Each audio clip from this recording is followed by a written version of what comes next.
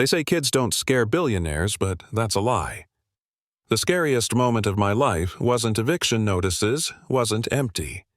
Bank accounts wasn't even getting dragged out of a mansion in handcuffs.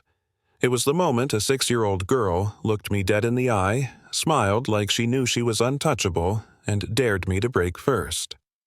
And yeah, I didn't look like the kind of person who was supposed to win that fight. Back then, my name was Lena Brooks, and I was nobody important.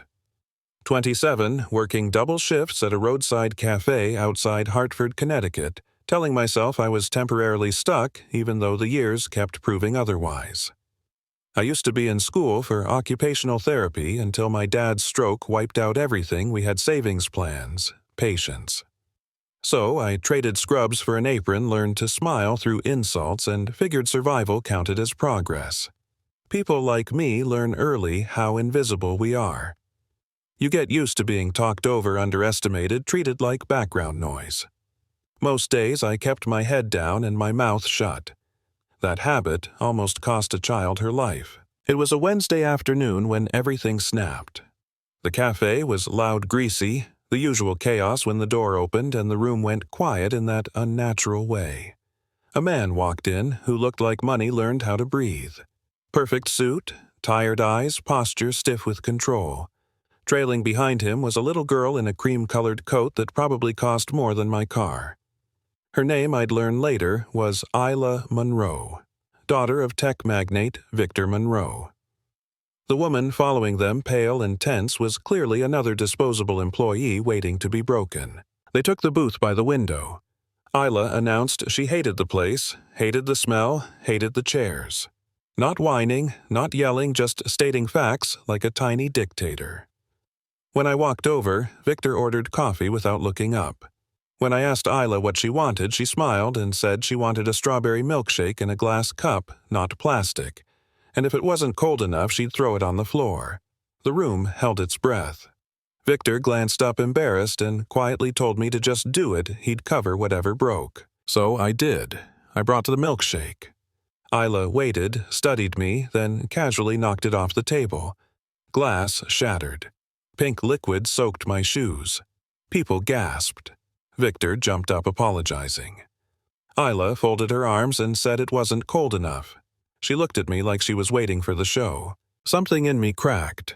Not anger, not rage, just exhaustion. I didn't yell. I didn't clean it. I dragged a chair over, sat down across from her, and said, "You made a mess." She told me to clean it, said it was my job. I told her my job was serving food, not teaching rich kids they could hurt people for fun.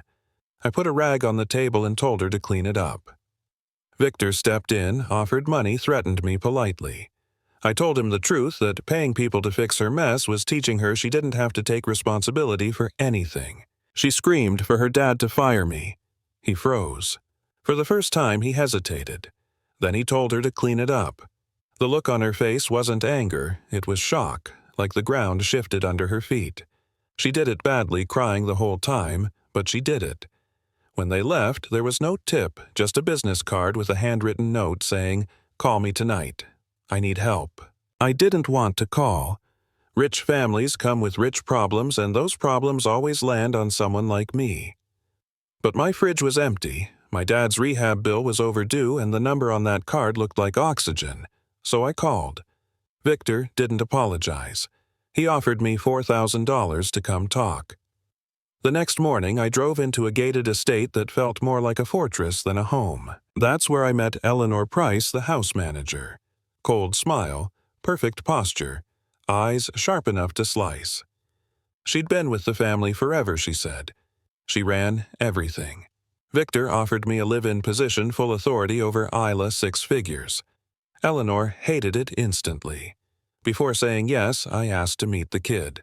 Isola's playroom, looked like destruction, had a hobby.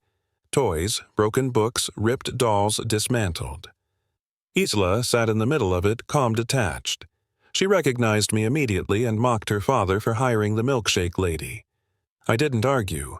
I sat on the floor, pulled out a paperback, and started reading. That confused her. She threw things, threatened me, tried to scare me. I didn't flinch. When she finally asked why I wasn't afraid, I told her the truth that she wasn't scary, just lonely and exhausted. For a split second, her mask slipped. Then Eleanor appeared in the doorway and Isla hardened instantly. She accused me of hitting her. Eleanor backed her up smoothly. Victor rushed in torn. I was ready to be escorted out. Then Isla quietly said I didn't touch her and that she wanted me to stay. Victor hired me on the spot. Eleanor's smile disappeared. The first week wasn't tantrums, it was silence. Isla avoided me completely. That's when I realized she wasn't spoiled, she was conditioned. Eleanor ran her life like a military operation. No play, no rest, constant lessons. I threw the schedule out. We went outside in the rain, jumped in puddles, ruined a dress that probably cost a fortune. Isla laughed, really laughed for the first time. Then Victor walked in, saw the mess, and Eleanor pounced, accusing me of endangering Isla's health. Victor confronted me. I confronted him right back. I told him he was losing his daughter emotionally while obsessing over her physical safety. I told him to stop the pills Eleanor was giving her for 1 week. He agreed reluctantly. The withdrawal was brutal. Rage, fear, sleepless nights. I stayed. I didn't punish, didn't leave. By day 4, Isla was clearer, calmer, hungry in a normal way. We cooked together. Victor walked in and saw his daughter smiling instead of screaming. Eleanor watched from the shadows, control slipping. That night I snooped.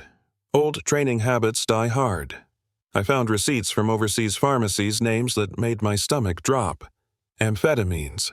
Antipsychotics. Eleanor was chemically restraining a child to keep her difficult and secure her paycheck. I found bank records tying Eleanor's bonuses to Isla's diagnosis. When I turned to leave, Eleanor was there holding a heavy brass lamp. She attacked me then, staged herself as the victim. Security came. Victor walked into chaos. I was dragged away screaming for him to check the meds, check the money. He didn't stop them. In the holding cell, all I could think about was Isla, thinking I abandoned her. Victor didn't sleep that night. He tested what I left behind. The truth shattered him. Instead of calling the police, he planned something public. He bailed me out at dawn and asked me to help finish it. The charity gala was perfect. Cameras, witnesses. Eleanor drugged Isla for the spotlight. Victor went off script. The footage played. Eleanor lunged for the child and I tackled her on live camera. Security dragged her away, screaming. 6 months later, the house felt alive. Healing was messy but real. Eleanor went to prison. Isla got her childhood back. Victor learned how to be present. We went back to that cafe one night, sat in the same booth. Isla ordered a milkshake and a glass, joked about dropping it, laughed. Victor proposed quietly, honestly. People called me just a waitress. They were wrong. Titles don't save kids. People do. And if this story made you uncomfortable, good. If it made you angry, even better. Tell me what you think. Was I right to cross that line, or did I overstep? Have you ever seen power hide behind respectability? Drop your thoughts in the comments. Let's talk about it.